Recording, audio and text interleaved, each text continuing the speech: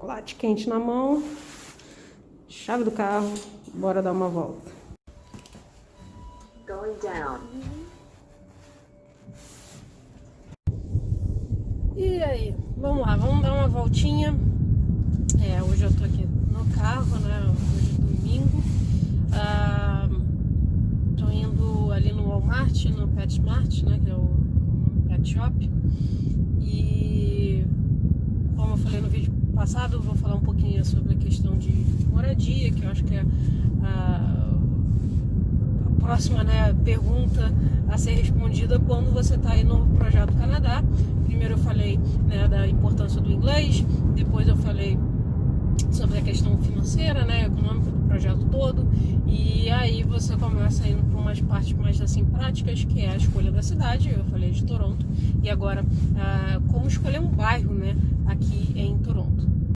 Bom, para ser assim bem direto ao assunto, eu acho que para início de vida aqui, dois fatores: você tentar reduzir ao máximo os seus custos. Então isso significa que às vezes você vai começar a ver um monte de apartamento, casa, townhouse, tudo lindo, maravilhoso, e você já quer realizar logo o seu sonho do estilo de vida canadense, mas o início de vida aqui é muito caro, o início, né? Então quando a gente chegou, isso era uma coisa que a gente estava buscando, né? Reduzir os nossos custos. E aí, uma das coisas que a gente, né, pensando, né, vamos dizer, na realidade do Brasil, infelizmente, a gente morava no Rio de Janeiro, era a questão de quando você começa a ver aonde você vai morar, a pergunta é segurança.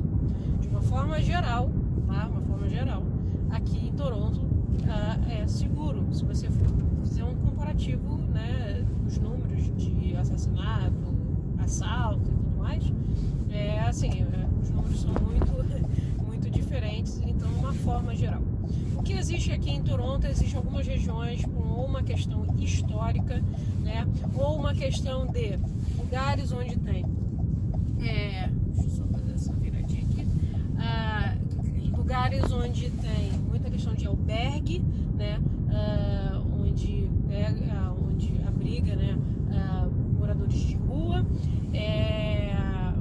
ou usuários ou dependentes químicos, né, usuários de drogas. Essas regiões aí tem um estigma, tá? Então são as regiões de Jane Finch, perto da estação ali de Sherbourne, mas é uma área que está sendo revitalizada, tá? Então ela tem sim uns valores assim mais baixos, mas essa é uma questão dessa região. Não tem prédios bons, e você pode ter prédios bons e ter prédios não ok. E uma região aqui que se chama Parkdale, que é uma questão histórica que também está passando por revitalização. Então esses são os pontos mais ou menos aqui dentro de Toronto. Bom, tirando isso, né, como que você consegue reduzir custos? Foi a nossa mentalidade. Foi decidir ir para rental apartment. Eu já falei isso lá no IGTV no Instagram, mas o condo é muito mais parecido com o tipo de prédio, moradia que a gente tem no Brasil e no Rio de Janeiro. Mas no próximo vídeo eu vou falar um pouquinho mais disso. Então a gente acabou decidindo ir para um rental apartment. Por que rental apartment é mais barato? É considerado low cost. Porque o prédio em si não tem nenhum apelo estético. Então é tipo um grande caixote com os apartamentos que a planta é idêntica. E isso assim, espalhado na cidade toda. Pode ser empresas e construtoras diferentes, mas eles usaram praticamente 1, 2, 3 tipos de planta. Então os apartamentos são iguais. E na sua grande maioria, a máquina você não tem a máquina de lavar roupa dentro de casa. Alguns, como o meu, tinha a máquina de lavar louça. Então depende aí. E aí, dentro de rental apartment, depende do bairro onde você vai escolher. A gente veio até com a intenção de ir para 2 áreas da cidade, que era Yonge and Eglinton, que virou, acho que, a Little Brazil, porque de tanto brasileiro que mora lá, inclusive nossos amigos moram lá. E depois era High Park, que o High Park é como se fosse, naquele comparativo com Nova York, como se fosse o Central Park, porque é o maior parque da cidade. Então ali também tem alguns prédios, alguns rentals, e a gente gostou, né, quando a gente veio fazer a viagem exploratória, dessas duas regiões. Mas depois de você escolher o bairro que você quer e tal, tem um ponto que é aqui a empresa que te escolhe.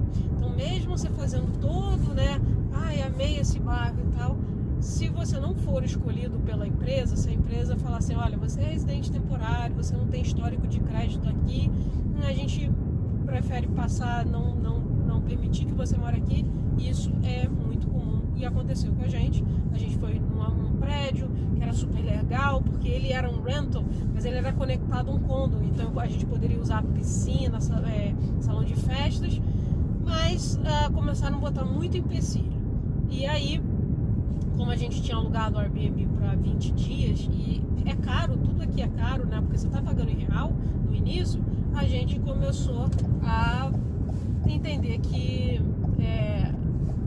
a gente não poderia ser assim tão... a gente não tinha tanto poder de escolha, tá? Então, na minha pesquisa, eu tentei não ficar só focado numa região da cidade. E eu acabei encontrando na região mais leste da cidade, de East York, e foi através do Instagram, né, que eu achei o prédio onde a gente morou. Então, eu me lembro que na época eu troquei mensagem com duas pessoas que moravam lá no prédio, duas famílias brasileiras, e elas falaram, olha, o prédio é assim, assim, assado, a região é assim, e eu acho que a vantagem de a gente ter morado lá foi que o aluguel lá era mais barato, e eu tava na linha 2 do metrô.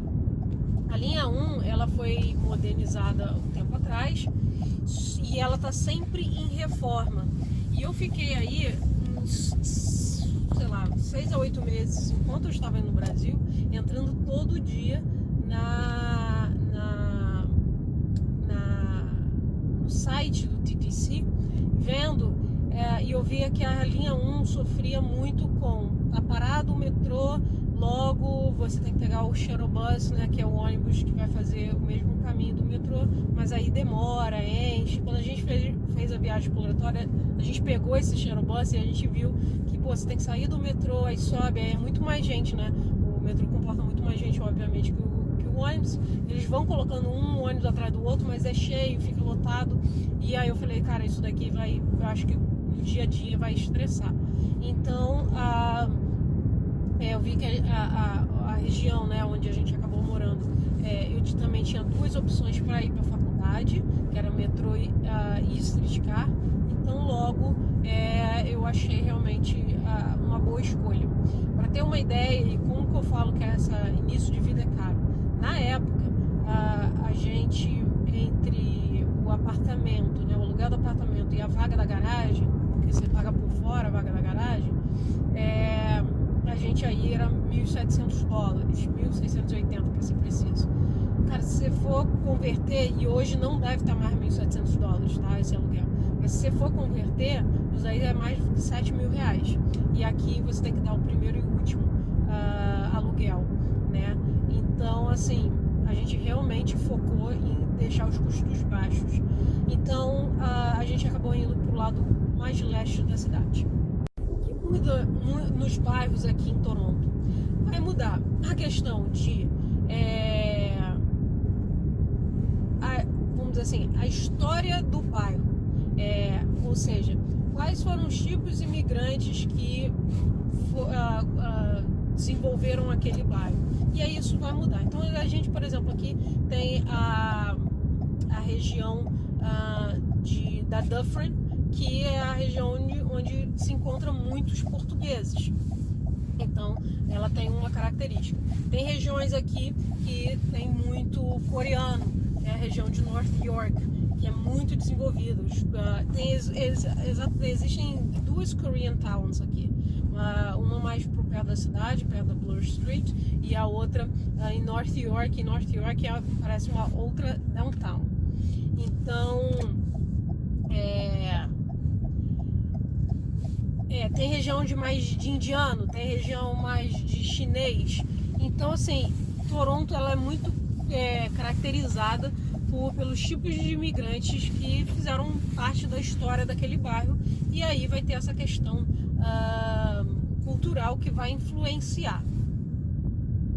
Eu acabei parando aqui no Walmart e tal, Walmart, e aí parei de gravar, tô já voltando para casa. Então, em relação aos pontos, só recapitulando, que questão de segurança, de uma forma geral, a cidade de Toronto é segura, e o meu conselho é você reduzir aí os custos. Isso significa que às vezes a sua primeira moradia não vai ser a realização do sonho canadense, mas pensando aí em questão de adaptação e a questão financeira, como eu já falei aqui até no outro vídeo, o início de vida aqui é muito caro. E aí, quando a gente definiu que eu ia estar ficando na linha 2 por conta de ir para a faculdade, uma outra coisa que também acabou assim influenciando é ficar próximos de highways, né? Que são as vias expressas. O Fábio aqui, a gente não sabia onde ele ia trabalhar quando a gente veio, né? Ele passou pelo processo seletivo e ele acabou pegando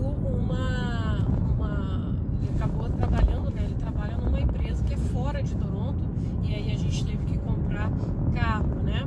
Que é uma das questões que as pessoas sempre perguntam. Toronto é uma cidade que você consegue tranquilamente viver sem carro, mas a vida com carro é muito mais cômodo. Se não, né, for necessário para trabalho, vai ficar mais cômodo na questão de fazer mercado no inverno, com certeza. Hoje a gente, assim, 90% das nossas compras, né, de mercado é feita pelo Costco, e só alguns itens que eu não compro no Costco, que aí eu vou no Frills, pode ir no Metro, Loblaws, enfim, nas outras redes, mas o grosso é no Costco. E realmente, aqui, né, hoje infelizmente ela não produz mais conteúdo para cá. A Amanda Araújo, ela mostrou várias vezes pelo YouTube dela o que eles faziam compra no Costco sem carro, de ônibus. Mas é uma coisa, né, a mais para você adaptar, e às vezes é muito diferente da vida do Brasil.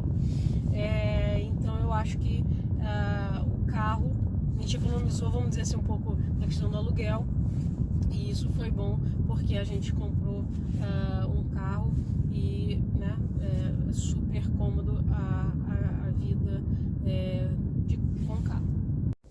E o nosso plano era, então, a época da faculdade a gente estaria morando nessa região da cidade, e depois que a vida, né, começa, principalmente depois que você começa a ganhar em dólar, já muda, né, porque aí o pensamento é sempre, né, na questão de poder de compra com dólar.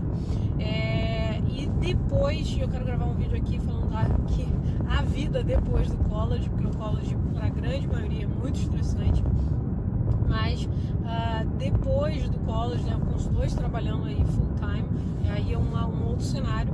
E foi mediante toda uma questão da pandemia, da mudança de valor de aluguel aqui em Toronto, que a gente acabou resolvendo se mudar, né? A gente ia se mudar só depois do BGWP, nós arriscamos me mudar antes, então eu me mudei, na verdade, eu acho que na última semana do college, que foi bem assim, bem puxado, mas graças a Deus deu tudo certo.